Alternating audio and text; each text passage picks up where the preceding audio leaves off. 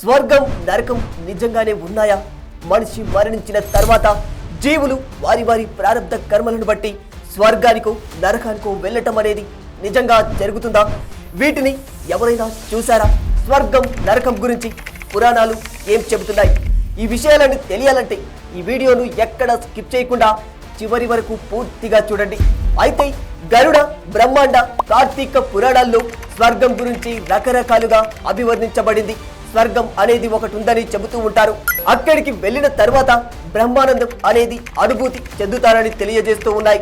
చిత్రం ఏమిటంటే స్వర్గం గురించి ఈ పురాణాల్లోనూ మహాభారతంలోనూ అనేక వివరాలు ఉన్నాయి. అంతేకాకుండా స్వర్గానికి వెళ్లే దారిలో కనిపించే కొన్ని ప్రాంతాల గురించి కూడా వీటిలో చెప్పబడి ఉంటుంది. నిజానికి వీటిని బట్టి మనం స్వర్గానికి ఒక రూట్ మ్యాప్ ను కూడా తయారు చేసుకోవచ్చు అంటే మీరు నమ్ముతారా? ఏంటి, వినడానికి ఆశ్చర్యంగా ఉందా? కానీ ఇది నిజం. ఎందుకంటే పాండవులు ఈ మార్గం గుండానే స్వర్గానికి చేరుకున్నట్టు మహాభారతంలో రాసి ఉంటుంది. మహాభారతంలో చెప్పిన దాని ప్రకారం స్వర్గానికి మార్గం బద్రీనాథ్ నుంచి ప్రారంభమవుతూ ఉంటుంది. బద్రీనాథ్ ఉత్తరాఖండ్లో ఉంది. బద్రీనాథ్ కు దగ్గరలో అంటే సుమారు 5 కిలోమీటర్ల దూరంలో ఉన్న ఒక చిన్న గ్రామం నుంచి స్వర్గానికి దారి ప్రారంభమవుతూ ఉందట. ఈ గ్రామం చివరి నుంచి సరస్వతీ నది కొంత దూరం ప్రవహించి అలకనందలో కలుస్తూ ఉందని చెబుతూ ఉంటారు. ఆ తర్వాత అది అంతర్వాహినిగా ప్రవహిస్తుంది. ఇక్కడ ఒక సరస్వతీదేవి ఆలయం కూడా ఉంటుంది. పాండవులు ఈ ఆలయంలో పూజలు జరిపించారని చెబుతూ ఉంటారు. ఈ సరస్వతీ నది పక్కన భీంపూల్ అనే ఒక పెద్ద రాతి బండ ఉంటుంది. పాండవులు ఈ నదిని దాటడానికి భీమసేనుడు ఈ బండను వంతెనగా మార్చాడని పురాణాలు చెబుతూ ఉన్నాయి. ఈ వంతెనను దాటిన తరువాత అసలైన స్వర్గారోహణ మార్గం ప్రారంభమవుతుందట. అక్కడికి 8 కిలోమీటర్ల దూరంలో చెత్మోలి అనే గ్రామం ఉంటుంది. ఇది సుమారు 12,000 అడుగుల ఎత్తులో ఉంటుంది. ఈ గ్రామానికి వెళ్లే ముందు భృగి మహర్షి ఆశ్రమం ఉంటుంది. ఆ ఆశ్రమం దాటి ముందుకు వెళ్ళిన తర్వాత మాతాదేవి ఆలయం ఉంటుంది. ఆమె నరనారాయణుల తల్లి అని చెబుతూ ఉంటారు. ఈ ప్రాంతం 14,000 అడుగుల ఎత్తులో ఉంటుంది. అది దాటి వెళ్ళిన తరువాత కుబేర మకుట్ అనే ప్రాంతం కనిపిస్తుంది. ఇక్కడే కుబేరుడి దగ్గర నుంచి రావణాసురుడు పుష్పక విమానాన్ని లాక్కున్నాడని చెబుతూ ఉంటారు. ఇక ఇక్కడి నుంచి 5 కిలోమీటర్లు ప్రయాణించిన తర్వాత వసుధార అనే జలపాతం వస్తుంది. ఈ జలపాతం సుమారు 120 మీటర్ల ఎత్తు నుంచి పడుతూ ఉంటుంది. ఈ ప్రాంతంలో చాలా వేగంగా గాలులు వీస్తూ ఉంటాయి. అందువల్ల జలపాతం నుంచి తుంపరలు చాలా దూరం వరకు పడుతూ ఉంటాయి. ఆ తుంపరలు మీద పడితే పాపాలు ప్రక్షాళన అవుతాయని చెబుతూ ఉంటారు. ఇక్కడ ఒకప్పుడు అష్టవశువులు తపస్సు చేసేవారు. ఇది దాటిన తర్వాతే చత్మోలి గ్రామం ఉంటుందట. అక్కడ ప్రకృతి సౌందర్యం అద్భుతంగా ఉంటుందని చెబుతూ ఉంటారు. ఇక్కడే సతోపంత్, భగీరథ, ఖర్క్ అనే 2 నదులు కలిసి అలకనంద దిశగా రూపాంతరం చెందుతూ ఉంటాయి. ఇక్కడికి 1 కిలోమీటర్ దూరంలో లక్ష్మీవన్ అనే ప్రాంతం ఉంది. ఇక్కడే లక్ష్మీదేవి, మహావిష్ణువు తపస్సు చేశారట. అంతేకాదు మహాభారతం ప్రకారం ద్రౌపది తనువు చాలించింది కూడా ఈ ప్రాంతంలోనే. ఇక్కడికి 2 కిలోమీటర్ల దూరంలో బందర్ అనే మరో గ్రామం వస్తుంది. ఇక్కడ ధర్మరాజు దాహాన్ని తీర్చడానికి అర్జునుడు బాణ ప్రయోగం చేశాడట. ఇక్కడికి 5 కిలోమీటర్ల దూరంలో ఉన్న చక్రతీర్థం అనే ప్రాంతంలో అర్జునుడు తనువు చాలించాడు. ఇక్కడికి మరో 2 కిలోమీటర్ల దూరంలో సతోపంత్ సరస్సు ఉంటుంది.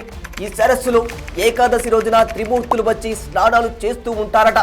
వారి దర్శనం కోసం గంధర్వులు పక్షుల రూపంలో వస్తారని పురాణాలు చెబుతూ ఉన్నాయి. ఇక్కడే భీముడు మరణించాడు. సతోపంత్ నుంచి 8 కిలోమీటర్ల దూరం వెళ్ళిన తర్వాత స్వర్గారోహణకి మరో ముఖ్యమైన దారి కనిపిస్తుంది. ఈ మార్గం చాలా కష్టంగాను కఠినంగాను ఉంటుంది. ఇక్కడ చంద్రకుండ్, సూర్యకుండ్ అనే 2 సరస్సులు ఉంటాయి. ఇక్కడి నుంచి ధర్మరాజు తనకు తోడుగా వచ్చిన ఒక కుక్క మాత్రమే స్వర్గానికి ప్రయాణించారని చెబుతూ ఉంటారు. నిజానికి స్వర్గారోహణం అనేది 6 పర్వతాల సమూహమని ఇదంతా విన్న తర్వాత మనకి క్లియర్ గా అర్థమవుతుంది. ఇందులో స్వర్గారోహిణి అనేది మొదటి పర్వతం. ఇది ఉత్తరాఖండ్ రాష్ట్రంలోని ఉత్తరకాశీ జిల్లాలో ఉన్న గర్వాల్ హిమాలయ ప్రాంతానికి చెందినది. దీనికి పడమర వైపున గంగోత్రి పర్వత సముదాయం ఉంటుంది. వాస్తవానికి ఈ స్వర్గారోహిణి పర్వతం మబ్బుల్లో తేలినట్టుగా ఉంటుంది. అలా మబ్బుల్లో తేలియాడే ఈ చిట్ట చివరి ప్రదేశాన్ని చేరుకున్నాక 3 మెట్లు కనిపిస్తాయట. అవి ఎక్కి పైకి వెళితే అక్కడ మరో 4 మెట్లు కనిపిస్తాయట. అవి కూడా ఎక్కి వెళితే స్వర్గద్వారం దగ్గరకు వెళతారని మహాభారతం చెబుతోంది. ఇవే కాకుండా స్వర్గ నరకాల గురించి హిందూ పురాణాల్లో చాలా కథలు ఉన్నాయి. గరుడ పురాణం ప్రకారం యమలోకం మన భూమికి 86,000 యోజనాలు అంటే 11,800,000 కిలోమీటర్ల దూరంలో నైరుతి దిక్కులో ఉంటుందంటారు. మరణించిన తర్వాత జీవుడు 171 రోజులకి యముని సోదరుడి విచిత్ర భవనం అనే నగరానికి చేరుకుంటాడని చెబుతూ ఉంటారు. ఆ తర్వాత నరకానికి వెళతారని చెబుతారు. అయితే స్వర్గం నరకం గురించి ఆధ్యాత్మికంగానే కాకుండా భౌతికంగా కూడా చాలా మంది వీటి మీద పరిశోధనలు చేశారు. టిబెట్ దేశానికి చెందిన బౌద్ధ భిక్షువు మాజీ దలైలామా ట్యూస్డే లోబ్సాంగ్ రాంఫా అనే ఆయన దీని మీద పరిశోధనలు చేసి ఓ గ్రంథం కూడా రాశారు.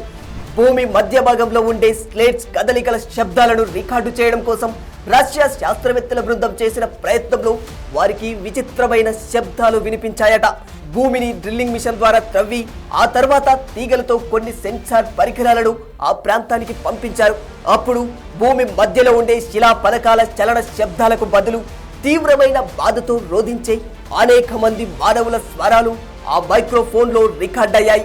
వారి రికార్డింగ్ పరికరాలలో ఏదైనా లోపం ఉందేమో అని మొదట్లో ఆ విషయాన్ని శాస్త్రవేత్తలు లైట్ తీసుకున్నారు. కానీ పూర్తి పరిశీలన తర్వాత వారి పరికరాలలో రికార్డ్ అయ్యింది నిజంగానే బాధతో కూడిన మానవుల ఆర్తనాదాల శబ్దమని తెలుసుకున్నారు. జీసస్ క్రైస్ట్ కూడా ఈ విషయంపై అనేక సార్లు ఇలా చెప్పుకొచ్చారు. భూమి అడుగున మధ్య భాగంలో అగ్నితో నిండిన ఒక సరస్సు ఉంటుందని, ఆ సరస్సులో లక్షలాది పాపులు తగలబడుతూ ఉంటారు.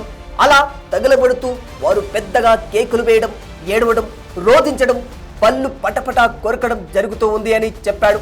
అంటే శాస్త్రవేత్తలకు వినిపించిన ఆ విచిత్ర ఆర్తనాదాలు జీసస్ క్రైస్ట్ చెప్పిన నరకలోకంలోని శబ్దాలేనా? ఏది ఏమైనా పురాణాలు, మత గ్రంథాలు స్వర్గం నరకం ఉన్నాయని చెబుతుంటే నేటి తరం ఆధ్యాత్మికవేత్తలు, జ్ఞానులు మాత్రం స్వర్గమైన నరకమైన అదొక మానసిక స్థితే తప్ప వాస్తవంలో అటువంటివి ఏమీ లేవని చెబుతూ ఉన్నాయి. మనసు నిశ్చలంగా, నిర్మలంగా శాశ్వతమైన ఆనందంతో ఉండే స్థితిని స్వర్గమని, బాధలు, దుఃఖాలు, అలజడులు, అశాంతిగా ఉండే స్థితిని నరకమంటారని చెబుతూ ఉన్నారు. For more videos like this, subscribe Big TV channel.